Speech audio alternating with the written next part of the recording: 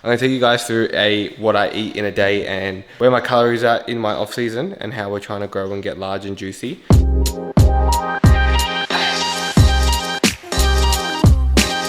Welcome back to the channel, guys. If you are new here, my name is Jackson. I'm a natural bodybuilder and online coach. Today, we're talking about what we're eating for dinner tonight. So my first meal of the day is going to be oats. So I'm going to make that for you guys, and then I'm going to describe it to you in terms of the texture and the macros and all the things that are yummy inside of it too. Chicken on top. Maybe you can buy them mozzarella. Yeah. Because I've got. So every Saturday we get a free meal because we're trying to get large at the moment. So when you're trying to get large and build like being off season or an improvement phase, you have a little bit more flexibility with your food. So we give ourselves one free meal a week. So today we're just trying to discuss what we're actually going to have for our free meal. But that means all the other meals of the day are roughly the same. We might make some adjustments to our calories based on what it is that we're having, manipulating either less or more, whatever it might be. Meal number one is oats. I do 40 grams of oats. I do 2 to 3 squares of Lindt chocolate, let that melt on top with 2 scoops of protein and You've been creatine. having 3 squares as well. Yeah. I wonder why I fucking. Yeah, I know. We go through so much chocolate a week. Then I like to put some honey on top as well, but Kayla finished all the fucking honey. No, I didn't. No, I did. And meal number two is usually going to be, been mixing up meal number two with Sultana brand and then Weet-Bix. I have a lot of cereal and like a lot of just like carb sources. I'll show you guys meal number one. I'm just making it now. I put it with water. Oats with water slaps. You don't need milk.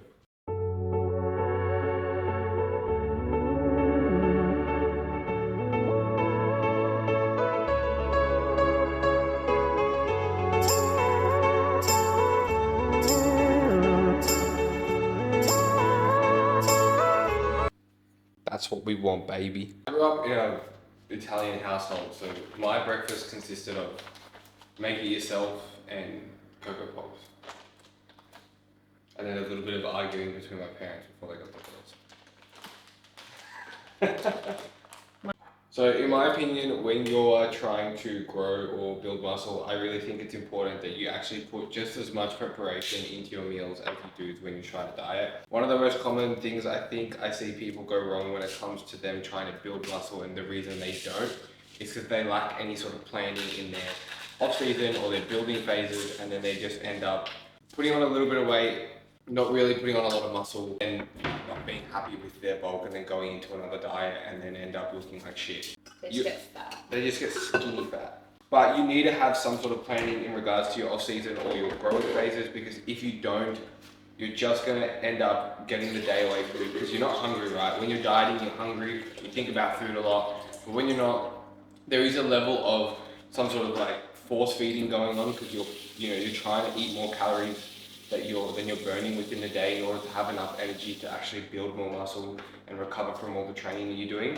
So then there needs to be some level of planning, even if it means that you need to put your meals into your Google Calendar or your calendar and remind yourself when to eat so that you can get the meals that you need eating. If you're not planning, you're not growing. If you're not growing, you're a skinny bitch. Wise words from me. Alright, so that's meal number one. We got 40 grams of oats, 3 squares of chocolate, 15 grams of Biscoff, and 70 grams of blueberries. Now, when you're trying to build muscle, it's a really good idea that you do try and make your foods a little bit more palatable.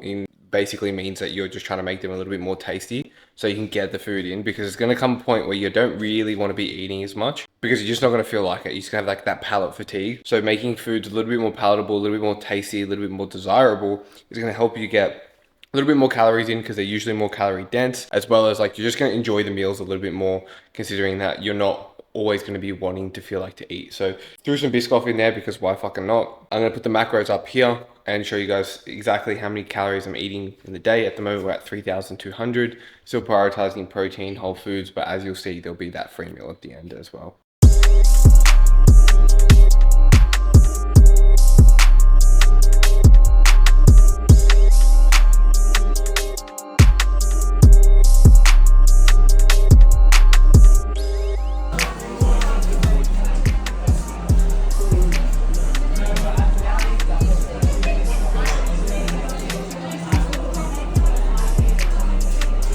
Okay guys, so I'm actually editing this YouTube video right now, as you can see, and I realized a lot of the audio was not working on after I ate that second meal. So after the first meal, we went out, we trained, we got some lunch, we ended up going to Blackwood Pantry in Cronulla where the gym was, and it was a really enjoyable meal, and that was our off-plan meal for the day. And I'm gonna put up the calories, actually what it was for that day, and it was 1,000 calories, which is actually super calorie dense. It's really important to understand that even though we are, you know, in an improvement phase, we're trying to build muscle, we're trying to get bigger, it's not an excuse for us to slack off on our diet, and as I said, planning is super important. And we did that. So I looked at the menu when we got there, and I made an executive decision that what I got was going to be the most in alignment with the goal, because at the end of the day, bodybuilding and trying to build muscle doesn't stop. And there's an off season, but the off season is for when you're trying to build the most amount of lean muscle tissue, and that's when we're trying to make the most amount of progress so that when we do diet again, we have made improvements to our physique. So I'm gonna put the macros up there. It was really dense, but it was really good. And then we went on, and I'll take you guys to my next meal and how I adjusted my calories for the day based on that meal I had out when I was having lunch. Because I am one of the worst YouTubers ever, my audio was also not working on this, so you guys are going to hear me do a voiceover explaining my next meal. We're moving on to meal number 3. This was a Weet-Bix meal. So when because we had the meal out that we did, and it was a more calorie dense meal, gone ahead and adjusted my calories to a little bit less food throughout the day. So this Weet-Bix meal isn't a fuck ton of calories. It's super easy to make.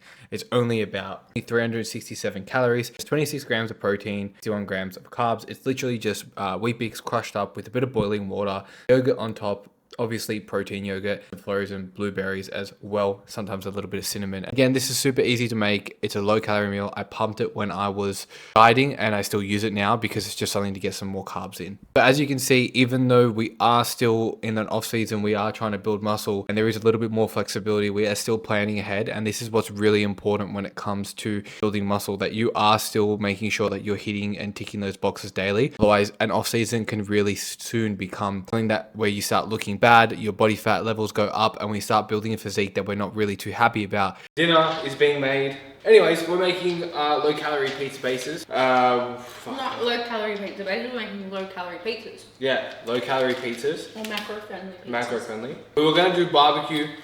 We forgot the barbecue. Just like we forgot to put the audio on. Shit's going bad. You know, we're not looking good here. Video's in shambles. I'm about a fucking speck away from a mental breakdown. So we're good. So we're gonna do peri-naise instead. We're putting cheese, mushroom, onion, cooking the chicken on the pan. Oven's ready to go. I'm gonna make that now. You don't use canola oil. That was like a 300 calorie spray. Don't do that! Stop! Woo! Don't! I fucking hate fire. We on chicken burger. Plato, if you're fucking watching, I would and you want a PT, I'll train you up. We'll get you jacked and juicy, get you on stage. Big Kratos. Big Kratos.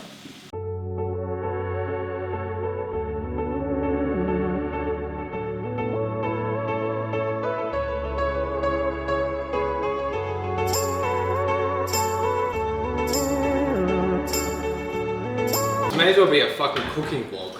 I will say though, on the note of providing value to my loyal followers and listeners and watchers, if you want to accelerate your progress as a bodybuilder or in someone in fitness, learn how to fucking cook. It's gonna make your life a ton easier. Get experimental with shit, cook things you enjoy making, and don't cook things that are too complicated. You don't need to be fucking Gordon Ramsay or fucking Jamie Oliver, but you do just need a basic understanding of how to grill stuff, fry stuff, not really fry stuff, air fry stuff, which does it for you. As long as you know how to work a pan. Work a pan, air fry, rice cook, boil. You need 176 on yours. Okay.